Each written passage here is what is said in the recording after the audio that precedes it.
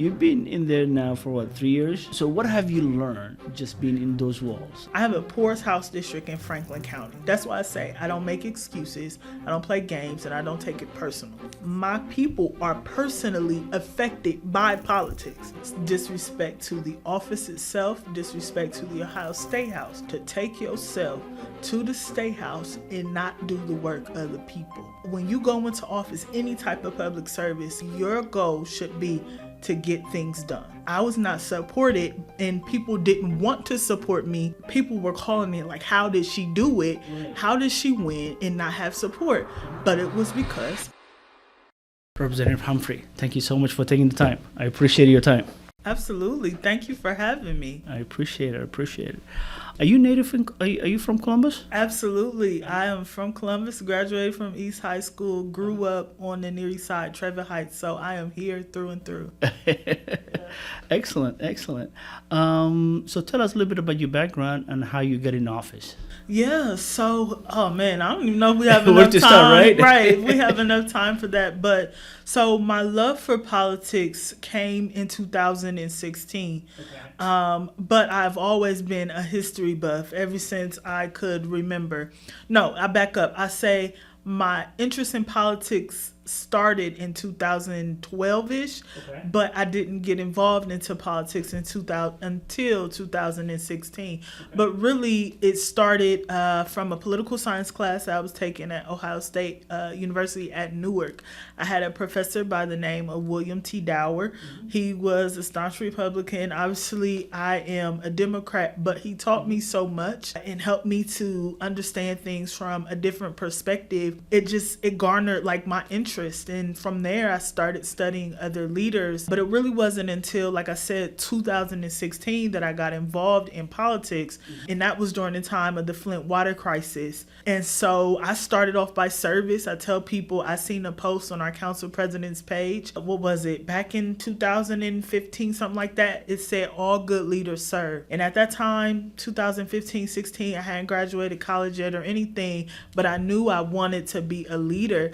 But I knew the way to best lead, and I knew what people weren't used to doing was service, because anything that's dressed up in overalls and looks like work, people don't want to do. Right. But when I seen that post, I was like, well, I may not have the background like everybody else. I might not have what everybody else has, but I can serve. And so I started during the Flint water crisis. I drove back and forth from Newark, Ohio to Flint, Michigan for 6 months bi-weekly off my own dime. Okay. I used my tax return to do that, fixed up my car and did all the things.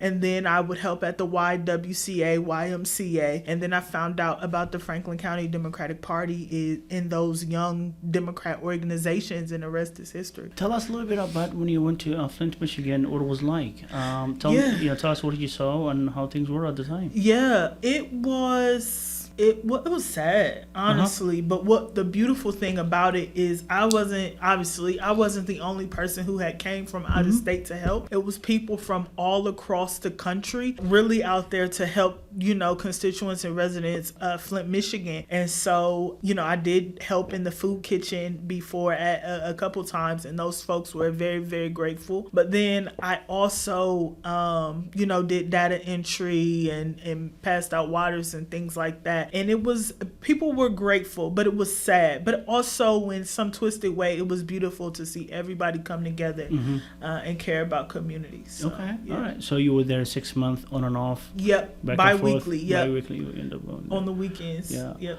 Man, that was a sad story. I mean, it's funny how easy we forget, right? Yeah. So, I mean, at the time it was you couldn't imagine, the water is the basic thing that as human needs, and for that to happen and how it happened, all that, right?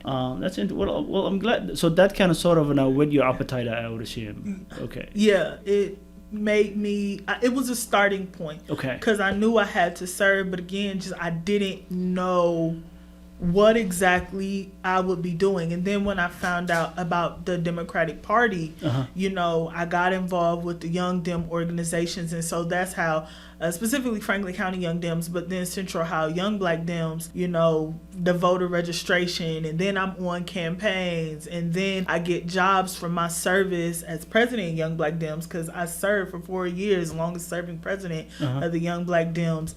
and first woman president to do that, but got jobs essentially because of how well I was running my organization. I worked for Auditor Stenziano. That man taught me everything I know. Then I went to go on and work for a judge, and he taught me how to think, and that's why I'm really good at criminal justice legislation. And so, like, it all came together, but definitely service is my foundation. And you see that, and I know we'll get into it, but you'll see that in my track record and how I run my district. So, yeah. Excellent. So now you have been appointed. So I was appointed initially before you were elected. Yeah. So how did that come about, and what was, was it a vacancy? Like, how did that happen? Yeah, man. Let's dig into it. Yeah. So I was appointed in 2021. Ohio's 26th House district at the time.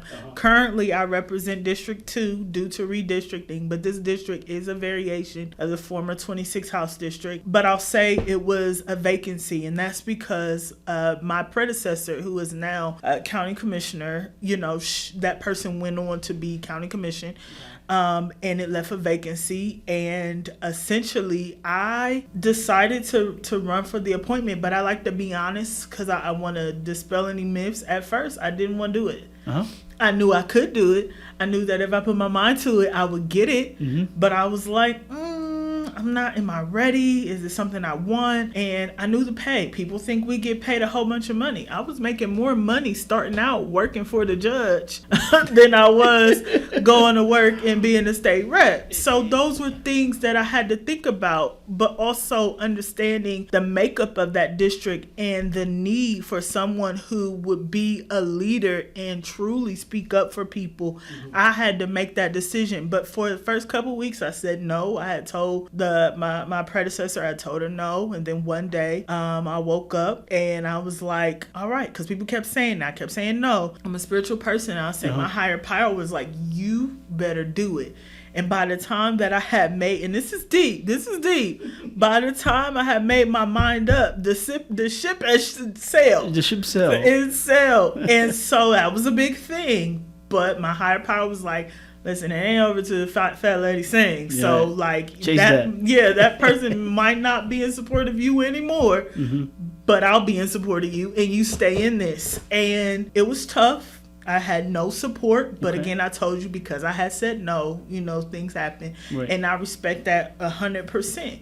But I stayed in the race. I essentially the formal race, how it works, and basically 11 people interviewed before the Ohio House Democratic Caucus for the 26th House District seat. At that time, it was the South Side of Columbus, East Side of Columbus, and parts of Reynoldsburg, parts of Black Lick, and Canal, I think. Okay.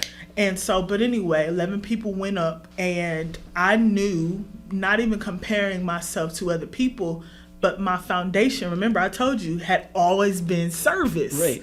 And so I'm like, I can serve. I have a real idea of what I want to do. I know policy. I'm a staunch community advocate. So I went in there. I had a whole plan. I had a whole book. I remember people's legislation, what I would do to revise it, or how I would support it, how I push back against bad legislation. I mean, I had the whole thing. I did a community needs assessment before I had went to the interview, basically, so I could tell them, based off of my interview, this is how I would legislate, or based off of my assessment, this is how I would legislate. And I was thoroughly prepared.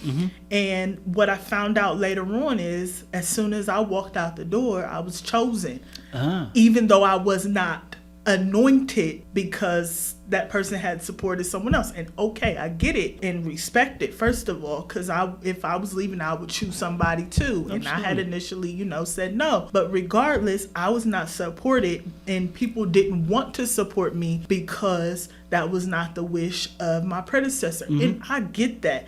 So it was, people were calling me like, how did she do it? Right. How did she win and not have support? But it was because I did the work, first of all, and I had the plan to execute. And to this day, I'm still legislating out those ideas. I'm the most successful Democrat in the Ohio House Democratic Caucus because I get things done. And that's the story. That's interesting story. It is. I mean, I can feel the passion, right? Yeah, man. I can feel the passion.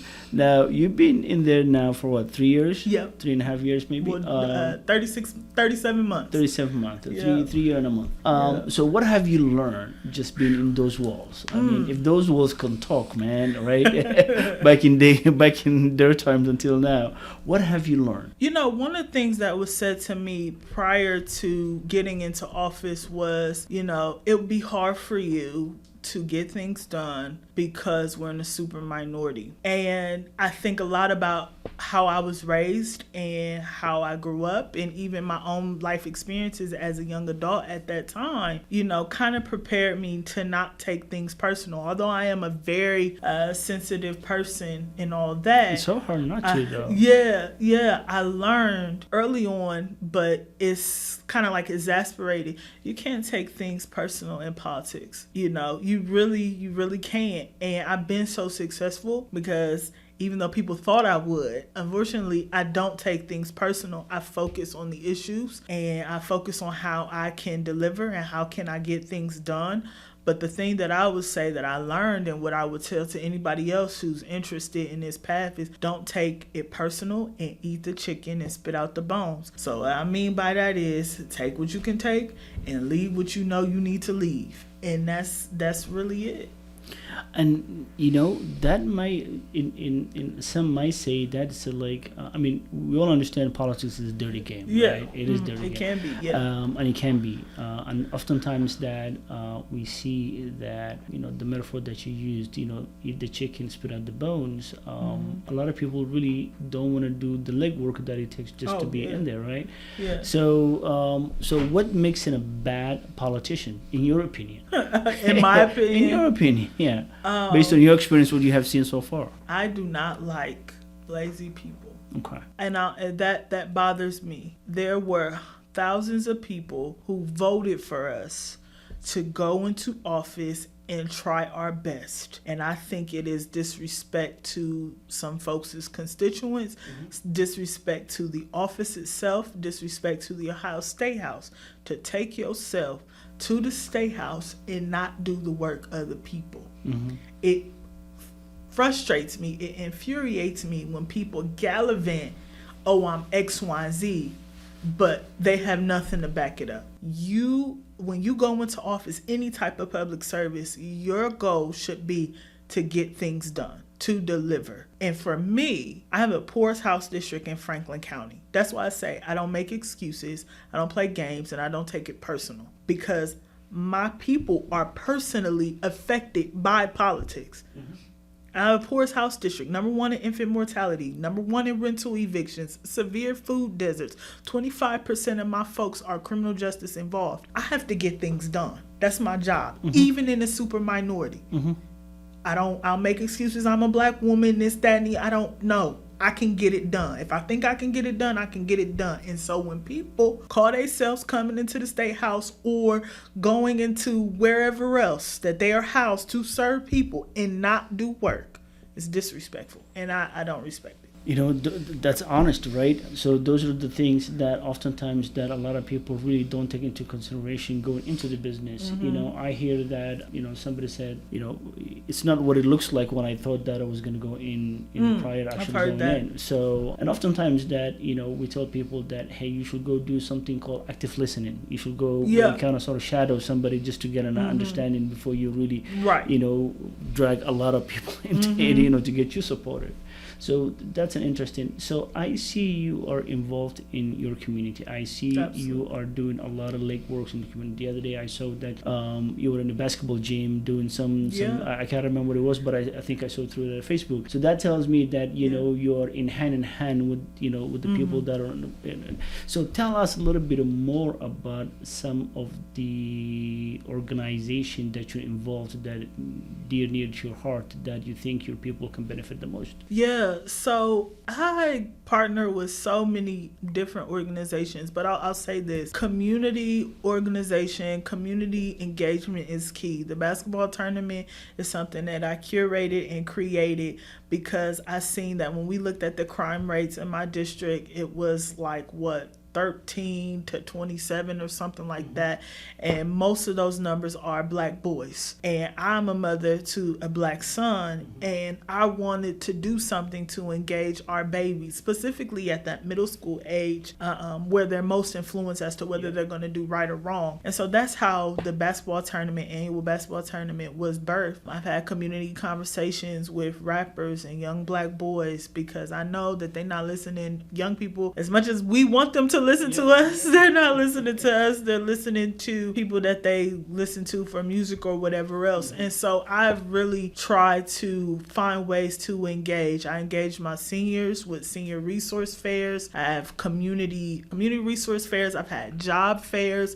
The situation with the Haitian immigrants over at Colonial Village, my office alongside the city and city attorney's office were on the front lines, making sure folks had, warming supplies and things like that. So I really try to utilize all of my resources. I try to utilize and work alongside city officials all the time. I find there's a Muslim Basketball Association that we utilize during the basketball tournament, Office on Aging for our senior resource fairs. Like, I find anything I can to make sure that we're working together, but so that we're bringing resources back to my district, because my district is an asset desert. So, in community resource desert. So what that means for the viewers is there are not a lot of resources in my district. And so if we want to see them, I got to bring them to it. Now, things are starting to change, specifically with that Eastland Plan that I'm so glad to be a part of. What's happening with that Eastland Plan? Tell us a little bit more about that. But yeah, so, we all joined together. So this is beautiful, man. We're talking about the Eastland Mall, right? Well, so we're talking about Eastland area. Okay. The mall specifically is still in litigation. Okay.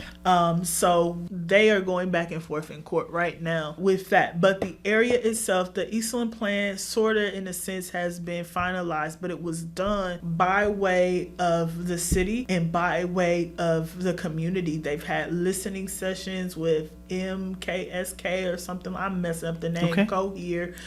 So many different things. They've had multiple conversations about what they would like to see in that area. I want to tell you that when you think of the Eastland area, for some of the viewers, you remember it to be commercial. Remember, we had the movie theater, lots of car dealerships.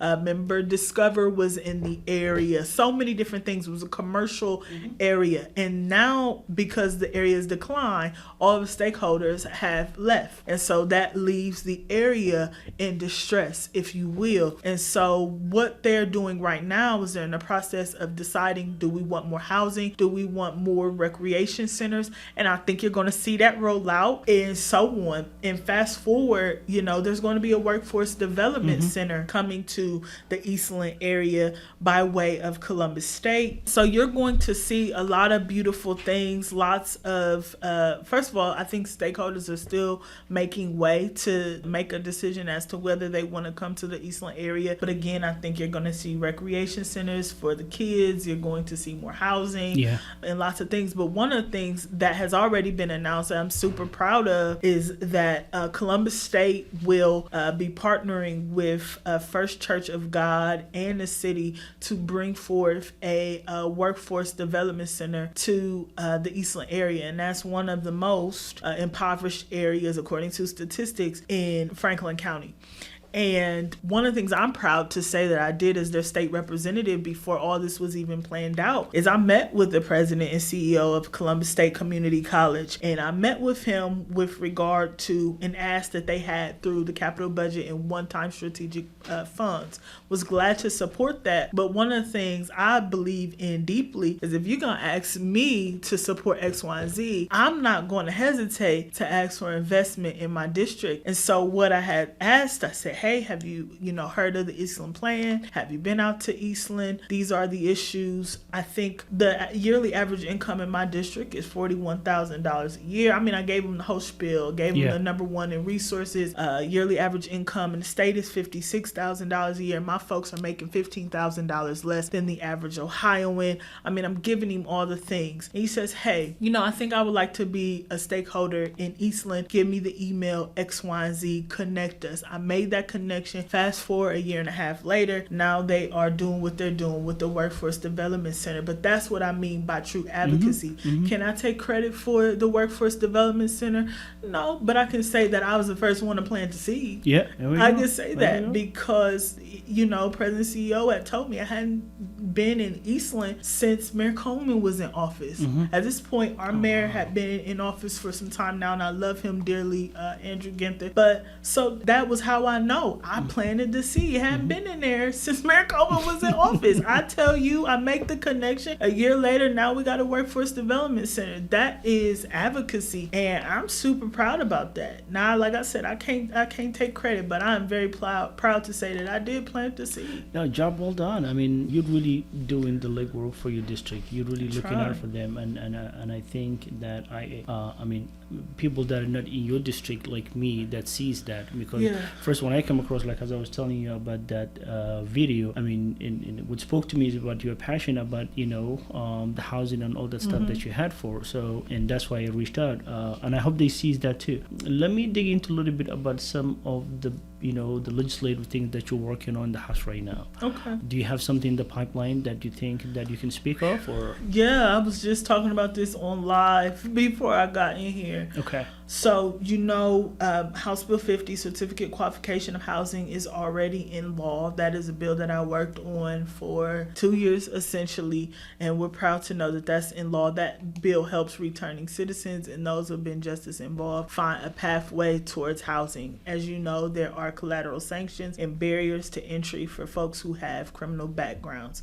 And this provides a pathway for folks who have really been rehabilitated. And so I'm very proud of that. First of its kind, history maker, super proud of that. I have 5 or 6 bills in the Senate right now. As you know, we have like 2 more months and a handful of sessions and committee meetings before we start the new GA. And it is frustrating. I have a wonderful child support bill that is in the Senate, and it's in the Senate, and it's not stalling. It is supposed to be having another bill go inside of it for lame duck, and then we should vote it out, and then it should be done deal. It's a good bill. I don't know. We only got a few more weeks, and then I have. So that's the child support bill. You think it has a hope? I do. Okay. I do, because it's no opposition. I passed that bill unanimously through that committee and through the House. They have no opposition in the Senate. The problem is that they want to put another bill inside of it, not the whole thing, but bits and pieces. So that's the one I really want to see move. I have a campaign funds bill for child care. Basically,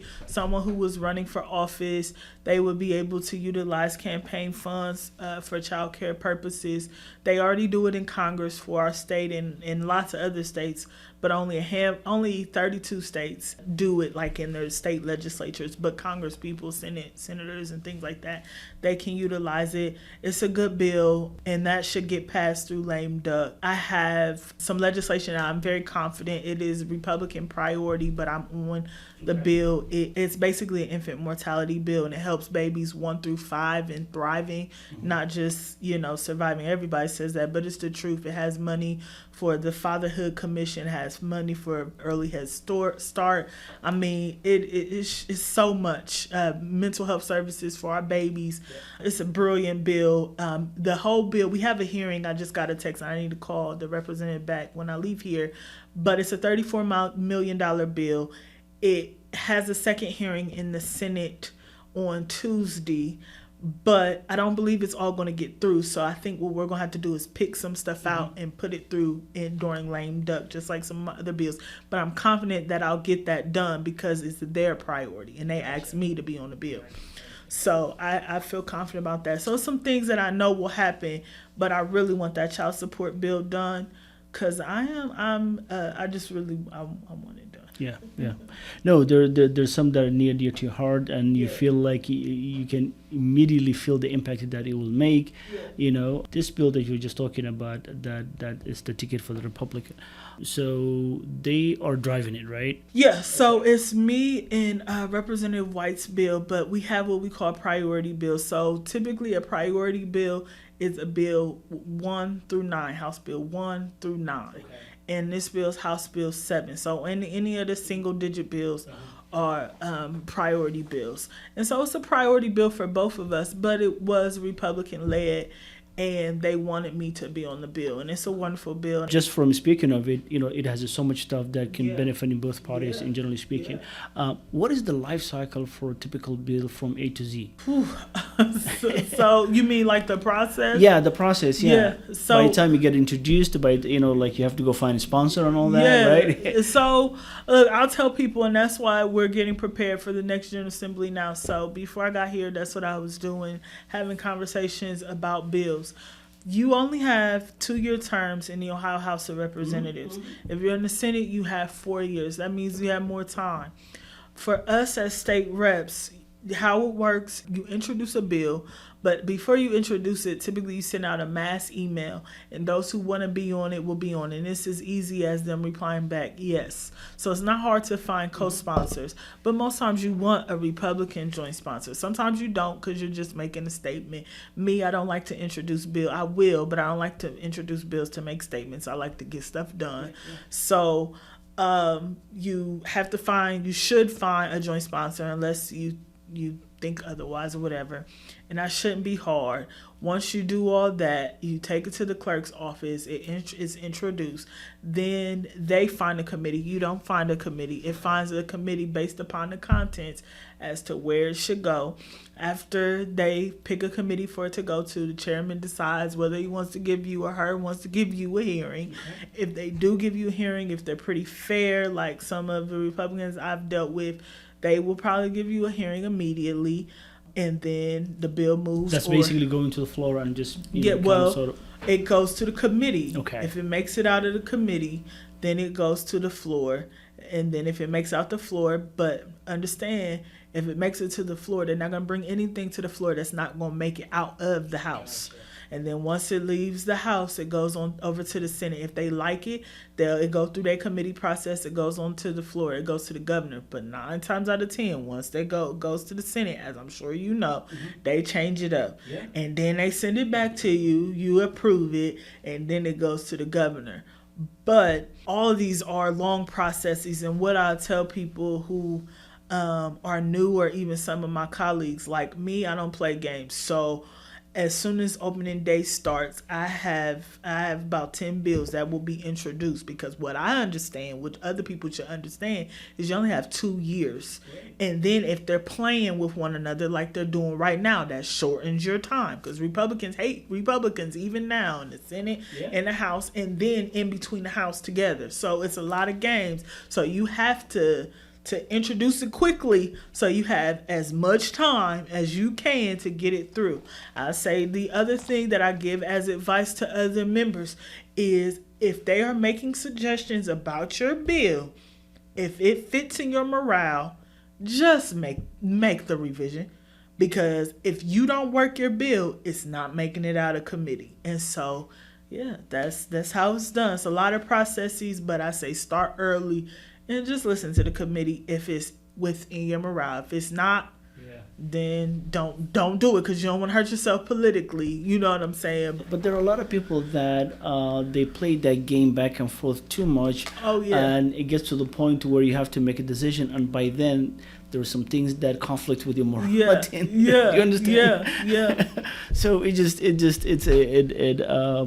interesting, and that's how you differentiate, in my opinion. That's how you differentiate that the ones that are really doing the legwork and the ones that are just they're just to kind of sort of wave the title. So it's interesting. So that's the life cycle of the bill. I want to talk about a little bit of the gerrymander. Tell us just the overview of that. What's happening with that, and how conflict it is, and give us just a general overview of understanding what that's like. So issue 1 did not pass. While there may be some confusion, issue 1 passed in Franklin County, but all the other in the big counties, but the other ones it did not. Therefore, it was outweighed.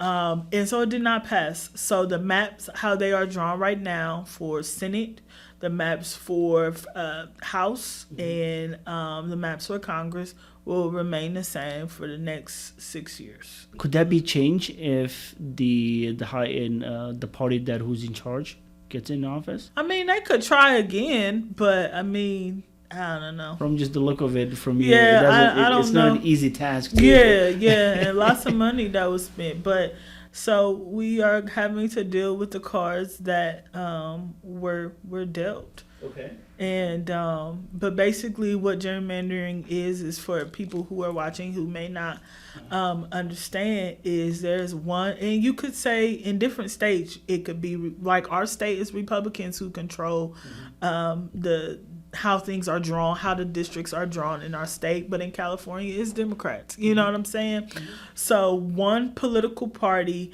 has control over how districts are drawn and how they'll be in power. So for us, they draw the districts to say that there are more Republicans than Democrats in each chamber of the House. And even, again, congressionally as well.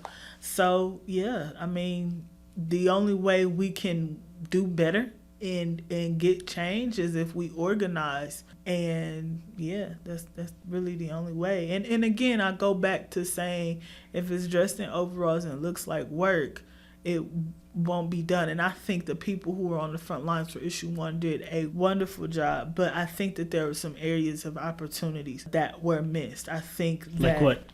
I think that we have to remember, and I say this all the time, we've got to remember that the first step to anything is voter registration. You want to know why there is a Raphael Warnock and John Ossoff in Georgia as U.S. senators? You want to know why?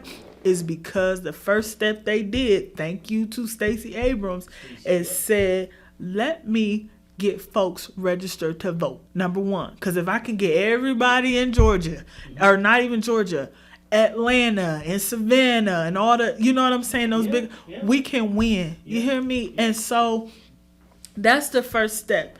So we always forget that, and we can say the same for other seats that were lost.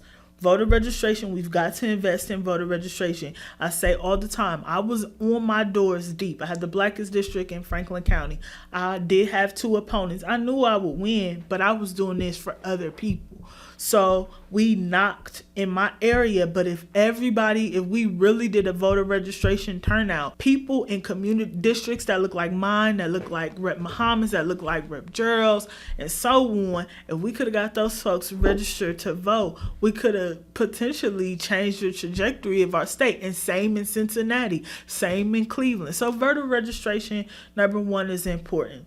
And then 2, we have got to make sure that we're talking to everyone and that people understand that their votes are valuable. I think that's another thing that we've got to do. We've got to not be afraid to go in the trenches. I was in Eastland when I knocked doors. That was the first place I stopped because I knew I had to touch them early on. Yeah. Then I went over to the South Side and Maine and 27, like whatever, to make sure that people knew who I was, number 1, mm-hmm. and 2, that there was election coming up. And so voter registration and having real conversations. And then I think this other piece falls on us as elected officials, whether we want to wear it or not. We got to be consistent. That's why I'm always doing community events, because I never know what's going to happen in the State House. While my bills better get passed, I hope they get passed, I pray they get passed, my constituents may not be paying attention to that, but they do pay attention to, well, did you do this? Did you show up to this? Did you call during this? When we had a meeting for this, were you there? When we asked you to call XYZ, did you do that? When we didn't want these apartment complexes here, where did you land? And even if you were in support, were you with us? Did you take our concerns to them? Like, those are the types of things. We have to be more consistent. People are apathetic to the process of voting and all of that because they don't see us, they can't hear us, and they don't feel us, and we don't do a good job at promoting the work that we do. One of the things, not to bring Assistant Minority Leader Representative Gerald's up, but one of the things me and him do really well is we're gonna tell you what we did. Because you need to know what we've done so that you know we're not playing games. We have to, 1, explain to you the makeup of what we're dealing with, but then also letting you know, in spite of what we're dealing with, we've got things done. And so that's how we're able to connect with people, because they feel like we're not doing anything. And we have to let them know, again, just kind of what we're dealing with, what's going on, why they should be a part. And then the other thing is people of color, I swear by this, really believe in community engagement. They really believe in it because they feel left out. And I think you can attest to that, and anyone else who's watching to this, they feel left out. And so we gotta bring them in the fold. You're talking about sharing the process. People would want to be part of how you get to from point A to point B. Where, which road did you take? How did you engage me? How did you answer my phone call? Yeah. Were you there when I really needed you? Did you at least to show up? Did you at least to listen to me? Those are the things that I think, I don't want to bring the election, but the overall election, the kind of sort of had an impact on it. People were not listening to the people that they felt that they were taking their votes for granted. I have held in a roundtable discussions to other immigrants, and one of the things that that they were on mind was the people that used to come, that we had access to, that every vote, every election comes around, the people that used to come to us, that when we needed, then they turned their phone off. No, our email went to a place that you cannot see it back. Went to spam, I was going to say. Yes, but you know what I mean? You and I were kind of like in a two-way street, and now it become a one-way street. I'm going to find the closest exit that I can find. Not only that I agree with that person, just to show you that, hey, what you have done was incorrect. So, and I think that, what you said was, you hit the nail right on the head. A lot of people felt excluded. Absolutely. Yeah, and I think that's one thing we need to kind of sort of going forward as a lesson learned per se. You know what I mean? I think we kind of sort of touched on a lot of things. And one thing that I wanted to kind of go back was, a while back I had interviewed folks from Columbus Board Shelter. Right? Yeah. And one thing we kind of talked about, where I think was it Council Favor, that who is kind of sort of actually works very close with them. I think one of the things that they were saying, that there is stop criminalizing homelessness, right? So is there a bill that's coming through the House that kind of sort of wanted to kind of sort of stop that, or can you speak on that, an aspect of that a little bit? I'll say this: there was a decision, and I'm blanking on the name, but maybe like 2-3 months ago, through the Supreme Court, there was basically decision that was made that you can criminalize homelessness. So that is recent. People are going to look at this differently, but in the city of Columbus, they do things a little bit differently. It's in the hands, basically the decision says it's in the hands of the city to decide what they want to do as it relates to homelessness. Whether you can criminalize it if you want,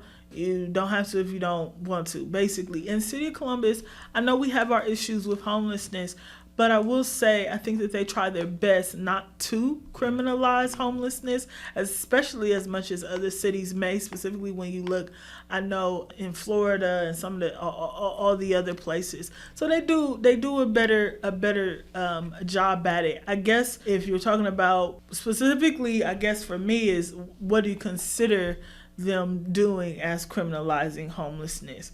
Because that's the question. What do you see? Because I don't think that they're just throwing people in jail because they're homeless. No, but I think that they try in some cases to assist, but in some cases and have to think about safety and all that. But then I think that they're trying. I think the conflict comes into the safety part, because a lot of people can just kind of sort of come through that channel of the homelessness, and and oftentimes you see people that are sleeping in their cars. Then at what point do you come to say that you can't do that? It's a host of things. It's not only one of the things. Columbus is growing. Yeah. 10 years we'll have over 1 million people in less than 10 years in city of Columbus alone. Franklin County is way over that. I think it's like 1.2 million people, but city of Columbus is like 900 and something thousand. So in 10 years we'll probably be a little over 1 million. Wow.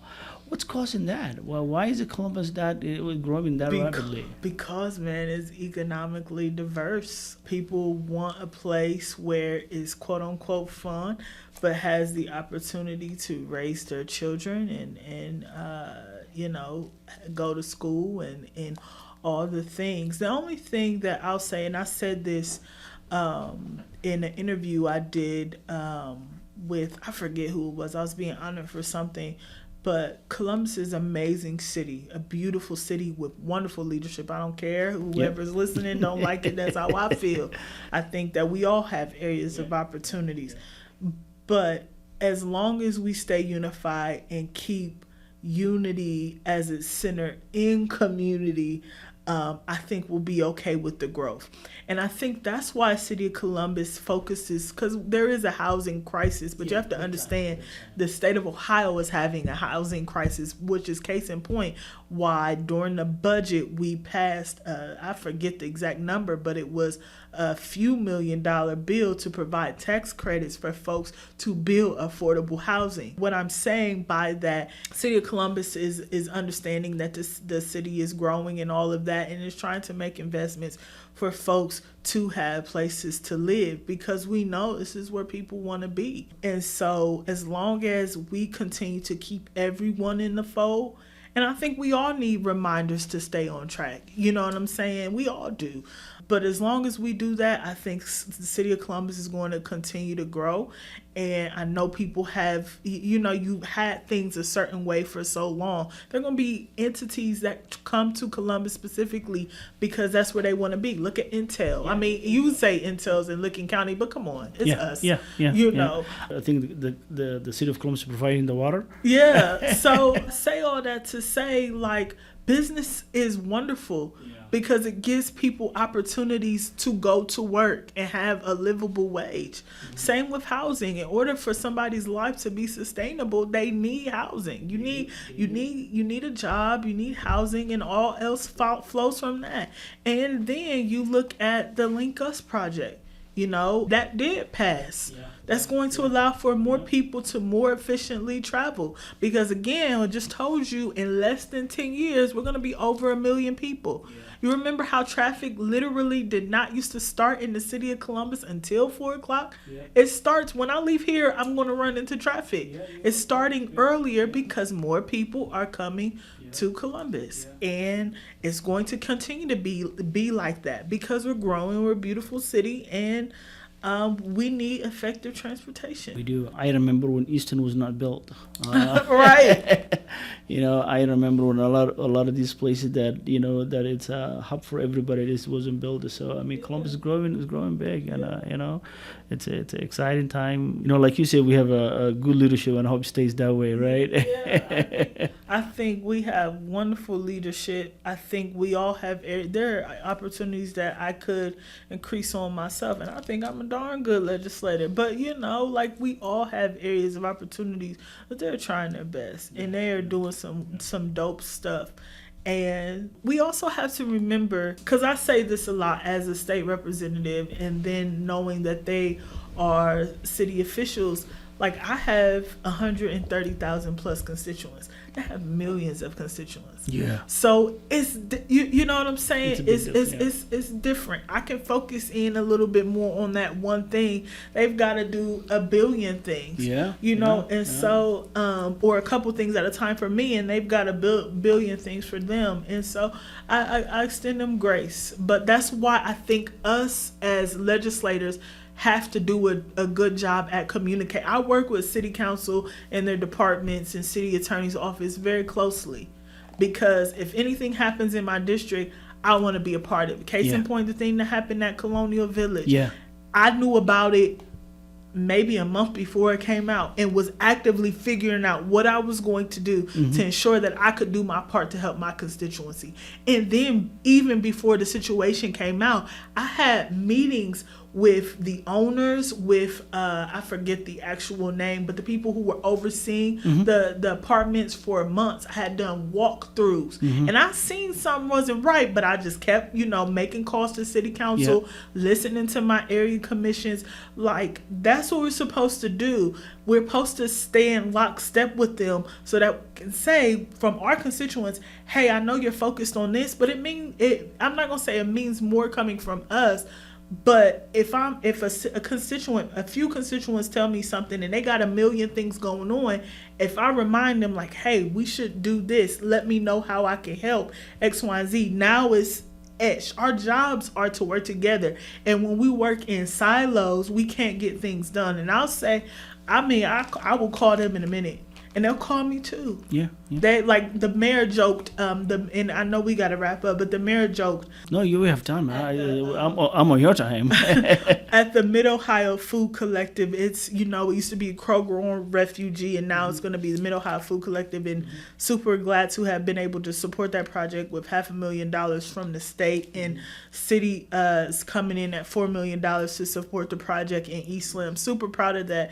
But the mayor, he joked. He said, "Listen, thank you to Representative Humphrey for giving us permission to even be in her district." But like that's how we operate. Like, right. That's how tight you are with your kids. Yeah, like you better call me too. This ain't this your city, but I'm their state rep too. You better check in. Yeah. And so that's how we roll. And I just say we gotta understand, we gotta work together. Because, before the plan came out and before it was set up, I remember calling Nick because, first of all, we went to high school together, too, but I knew he was on economic development. And I'm like, Nick, like, what is going on over here? And he gave me the whole rundown and gave me a whole perspective that I didn't know. Who's Nick? Councilman Bankston. Oh, okay. So that's how it came about on having the city and the state kind of sort of get involved to work together to build that. So is it open now, or when is it going to be, or just... Which one? The refugee, the No. So it will not be open, from my understanding, until 2026. Okay. So they're going to start renovations and all that here soon.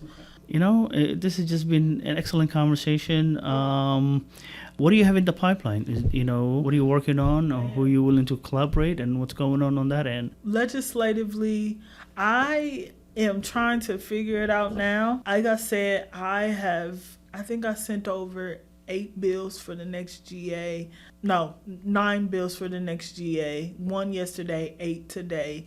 And I'm letting the Legislative Service Commission, that's who draws up our bills, I'm letting them get it all together and work it out from that, see what sticks, see what doesn't, go from there. So I'm not going to say exactly what I'm working on this next GA, because I could tell you something and then LSC called me on Monday like, that's not going to work. So it's kind of early in the game, but that's how I like to do it. I like to do it early so that as soon as we go back for the new GA, I can introduce my bills and then get it through the committee process. Hit the ground running. Yep. Okay. Well, I appreciate it so much for your time. Such a delightful conversation. I get to know, the passion, the person behind the passion, and I hope, you continue to do the good work, and I hope you impact a lot of people in their lives, and I hope you stay in there for, as long as you can handle it. So, right. Thank you so much for your time. Much appreciated. Thank you, sir. Thank you. I appreciate you. Thank you.